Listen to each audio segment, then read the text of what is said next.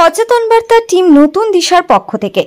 মকর সংক্রান্তি মানেই জঙ্গলমহলবাসীর কাছে অন্যতম উৎসবগুলির মধ্যে একটি বড় উৎসব।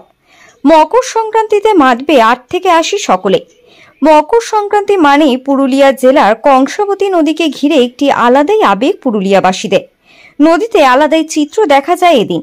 কিন্তু মকর সংক্রান্তি পার হবার পর কাঁসাই নদীর তীরে যে আবর্জনাগুলো পড়ে থাকে সেগুলি পরিষ্কার করার পরিকল্পনা কয়জনই বা নিতে পারে।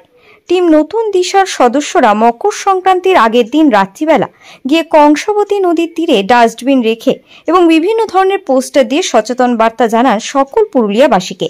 এ বিষয়ে সাংবাদিক জয়শ্রীদের মুখোমুখি হয়ে নতুন দিশার সদস্যরা কি জানালেন চলুন শুনে নেওয়া যাক। পুরুলিয়া থেকে জয়শ্রীদের রিপোর্ট, উত্তরের খবর 24x7। সকল পুরুলিয়াবাসীর কাছে আমাদের একটাই আবেদন যে কালকে আমাদের মকর উৎসব, তো কাঁসাই নদীতে সবাই আপনারা আসবেন। তো আপনাদের কাছে একটাই আবেদন যে আপনারা নিজের ময়লা একটা প্লাস্টিক বা কোনো একটা জায়গাতে জমা করে আমাদের ডাস্টবিনে দিয়ে যাবেন। আমরা সেই ডাস্টবিন থেকে ময়লা কালেক্ট করে আবার পুনরায় অন্য কোথাও ফেলে দেওয়ার ব্যবস্থা করব। সকল পুরুলিয়াবাসীকে টিম নতুন দিশার পক্ষ থেকে জানাই আগামী মকর পরবের প্রীতি এবং শুভেচ্ছা।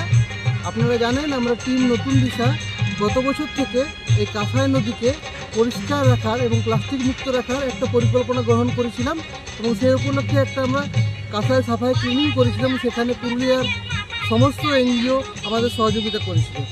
এবারও আমরা মকর পরবের পূর্বেই তাই পুরো কাঁসাই নদী এলাকা জুড়ে বিভিন্ন জায়গায় ডাস্টবিন এবং জনগণকে সচেতনতা করার জন্য যাতে না আমাদের এই মাতৃসম কাঁসাই নদী আবার নোংরা হয়, তার জন্য আমরা একটা ছোট পদক্ষেপ আজকে গ্রহণ করলাম। বিভিন্ন জায়গায় আমরা ডাস্টবিন এবং সচেতনতা বার্তা দিয়ে জনগণকে সচেতন করছি। সকলকে অনুরোধ, মেলায় আনন্দ করুন, উপভোগ করুন, কিন্তু আমাদের কাঁসাই নদীকে পরিষ্কার রাখুন। কারণ এই নদী আমাদের, এই নদী যদি পরবর্তীকালে নদীর জল নষ্ট হয়ে যায় সেক্ষেত্রে আমাদেরই পানীয় জলের সমস্যা দেখা দেবে।